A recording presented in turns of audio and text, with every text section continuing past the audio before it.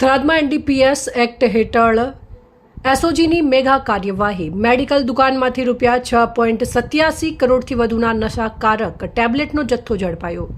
વાવ થરાદ જિલ્લા પોલીસ દ્વારા અસરકારક દવાઓના ગેરકાયદેસર વેપાર સામે વધુ એક મોટી અને અસરકારક કાર્યવાહી હાથ ધરવામાં આવી છે. થરાદ શહેરના વિજય બિઝનેસ શોપિંગ સેન્ટરના પાછળ આવેલા માધવ કોમ્પ્લેક્સની પ્રથમ માળે આવેલી મેડિકલ દુકાનમાં એસઓજીની ટીમે ખાનગી બાતમીના આધારે દરોડા પાડી એનડીપીએસ કાયદા હેઠળ આવતી નશાકારક ગોળીઓનો કરોડો રૂપિયાનો જથ્થો ઝડપી પાડ્યો હતો.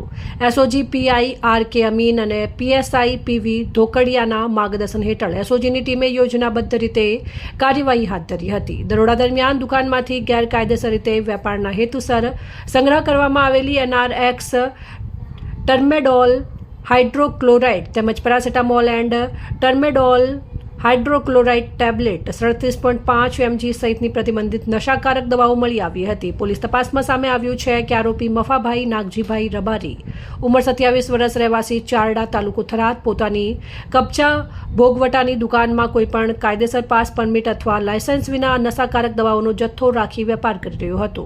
દરોડા દરમિયાન પોલીસે કુલ 7,400 નશાકારક ગોળીઓ, એક મોબાઈલ ફોન, દવાના બિલો, ખાલી બોક્સ તથા અન્ય જરૂરી દસ્તાવેજો સહિત અંદાજે ₹6,87,23,600નો મુદ્દામાલ કબજે કર્યો, જેમાં સરકારના પરિપત્ર મુજબ માત્ર નશાકારક ગોળીઓની આકારણી કિંમત ₹6,87,13,600 હોવાનું નોંધાયું છે. આ સમગ્ર મામલે થરાદ પોલીસ સ્ટેશનમાં એનડીપીએસ એક્ટની સંબંધિત કલમો હેઠળ ગુનો નોંધવામાં આવ્યો. આરોપીની અટકાયત કરી વધુ પૂછપરછ હાથ ધરવામાં આવી રહી છે. તપાસ દરમિયાન આ નશાકારક દવાઓનો સપ્લાય ક્યાંથી થતો હતો, કોણે વેચાણ કરવામાં આવતું હતું અને સમગ્ર નેટવર્કમાં અન્ય કોણ કોણ સંડોવાયેલું છે તે દિશામાં પણ પોલીસે તપાસનો ધમધમાટ શરૂ કર્યો છે.